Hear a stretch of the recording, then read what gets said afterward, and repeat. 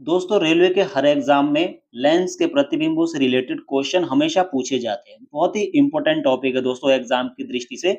आज के इस वीडियो में हम उत्तल लेंस के द्वारा बनाए गए उन सभी प्रतिबिंबों को कवर करेंगे जो कि एग्जाम की दृष्टि से काफी महत्वपूर्ण है। बहुत ही शॉर्ट ट्रिक में आपको बताऊंगा। एक बार वीडियो को देखने के बाद आपको सारे का सारा कॉन्सेप्ट क्लियर हो जाएगा।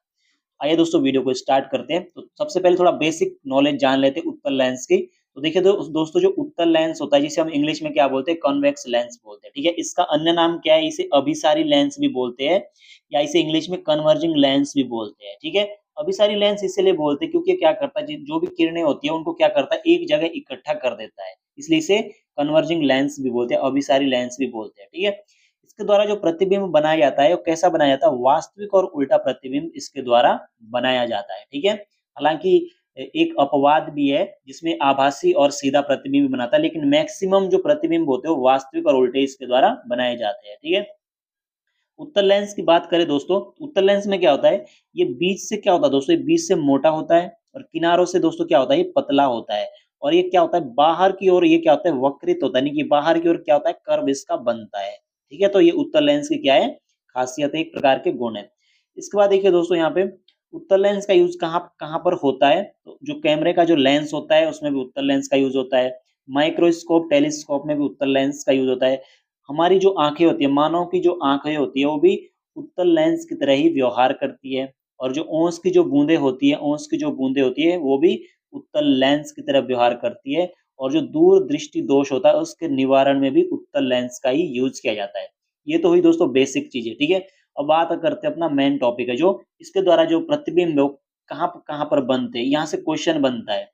अब देखिए दोस्तों, आपको दो चीजें याद रखनी है यहाँ पे, बहुत ही सिंपल चीजें। एक बार हम क्या करेंगे, वस्तु को हमने कहाँ रख दिया, अनंत पर रखेंगे, प्रतिबिंब कहाँ पे बनेगा, F2 पर बनेगा। बस इस चीज को याद रखना, वस्तु को अनंत पर रखेंगे, प्रतिबिंब F2 पर बनेगा। इसके बाद आपको क्या करना है, इधर की ओर खिसकना है और इधर की ओर खिसकना है। ठीक है, वस्तु को आप इधर की ओर खिसकाएंगे और प्रतिबिंब को आप इधर की ओर शिफ्ट कर देंगे। ठीक है, अनंत पर रखेंगे तो F2 पर प्रतिबिंब बनता है, बहुत ही छोटा बनता है, बहुत ही छोटा, स्मॉलेस्ट बनता है। यहाँ पे सबसे छोटा प्रतिबिंब कहाँ पे बनेगा, F2 पर बनेगा। इसके बाद क्या होगा दोस्तों, आपको प्रतिबिंब का जो साइज है वो भी क्या करना पड़ेगा, बढ़ाना पड़ेगा। ठीक है, प्रतिबिंब का साइज भी आपको क्या करना पड़ेगा, बढ़ाना पड़ेगा। आई होप आपको यहाँ तक क्लियर हो गया। वस्तु को अनंत पर रखेंगे, F2 पर बनेगा, बहुत ही छोटा सा बनेगा। ठीक है, और वास्तविक और उल्टा बनेगा, मैक्सिमम केस में वास्तविक और उल्टा ही बनेगा। अब देखिए दोस्तों, हमने क्या किया, वस्तु को शिफ्ट करके यहाँ ले आए, किसके बीच में, अनंत और 2F1 के बीच में हम ले आए। तो प्रतिबिंब क्या हो जाएगा, शिफ्ट हो जाएगा F2 और 2F2 के बीच में हो जाएगा, यहाँ पे प्रतिबिंब शिफ्ट हो जाएगा। ठीक है, यहाँ पे स्मॉलेस्ट था, यहाँ से क्या होगा, प्रतिबिंब मैंने बोला था ना बढ़ाना है, तो वस्तु क्या करना पड़ेगा दोस्तों, आपको यहाँ पे थोड़ा सा क्या हो जाएगा, यहाँ पे वास्तविक और उल्टा बनेगा, प्रतिबिंब थोड़ा सा बढ़ जाएगा इसका साइज। ठीक है, तीसरी कंडीशन में क्या होगा दोस्तों, अब आप वस्तु को कहाँ पे ला रहे हैं, 2F1 में ला रहे हैं, वस्तु को आपने 2F1 में ले आए।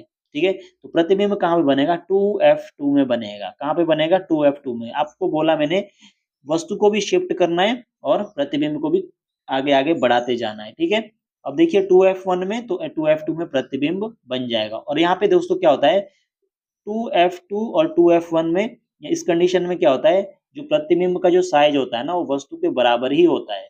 ठीक है, वस्तु के बराबर ही होता है, इसका नेचर रियल और इनवर्स, यानी कि प्रतिबिंब वास्तविक और उल्टा ही बनता है। इसके बाद देखिए दोस्तों, प्रतिबिंब वस्तु को हम कहाँ ले आएंगे, अब वस्तु को हम यहाँ पे ले आएंगे, खिसका के F1 से हम 2F1 से हम इसको वस्तु को यहाँ पे ले आएंगे, 2F1 और F1 के बीच में। तो प्रतिबिंब कहाँ पर बनेगा, प्रतिबिंब भी दोस्तों हम आगे खिसका देंगे एक स्टेप, यानी कि प्रतिबिंब यहाँ पे बनेगा 2F2 और अनंत के बीच में बना देंगे। अब यहाँ पे देखिए क्या हो गया दोस्तों, प्रतिबिंब बढ़ना शुरू हो गया है। अब यहाँ पे क्या हो जाएगा, प्रतिबिंब का जो आकार है, साइज, वो बढ़ना शुरू हो जाएगा। यहाँ पे स्मॉलेस्ट था, यहाँ पे स्मॉल था, अब यहाँ पे थोड़ा बड़ा हो गया, यहाँ पे और बड़ा हो गया। ठीक है, ये आपको ध्यान रखना है।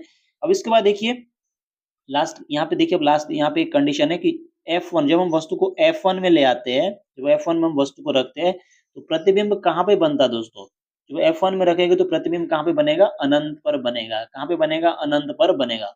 और अनंत पर जो प्रतिबिंब होता है ना वो बहुत बड़ा होता है, मतलब इतना बड़ा होता है कि हम उसको मतलब एक प्रकार से इमेजिनेशन नहीं कर सकते, इतना बड़ा, यानी कि ना के बराबर एक प्रकार का प्रतिबिंब बनता है। ये मानिए कि इतना बड़ा बनता है कि अनलिमिटेड टाइप का प्रतिबिंब बनता है। ठीक है, जब हम वस्तु को F1 में रखते हैं। ठीक है, वास्तविक और उल्टा ही बनेगा लेकिन बहुत बड़ा बनता है, बहुत बड़ा। ठीक है, और इसके बाद हम देखिए दोस्तों वस्तु को कहाँ पे रखेंगे, यहाँ पे रखेंगे F1 और जो इसका जो ध्रुव होता है O के बीच में रखेंगे। वस्तु को अगर हम यहाँ पे रखेंगे तो प्रतिबिंब कहाँ पे बनेगा दोस्तों?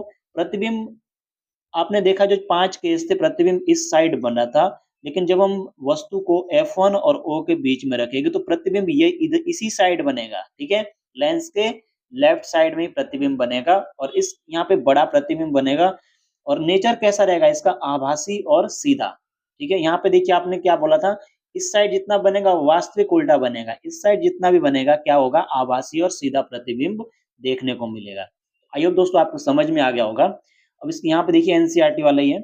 जब हम ये पूरा टेबल जो मैंने आपको अभी बताया ये पूरा का पूरा बुक्स में एनसीईआरटी की 10th क्लास का बुक है ये। तो वस्तु को हम अनंत पे रखें तो कहाँ पे बनेगा? ये सब मैंने आपको बता दिया है।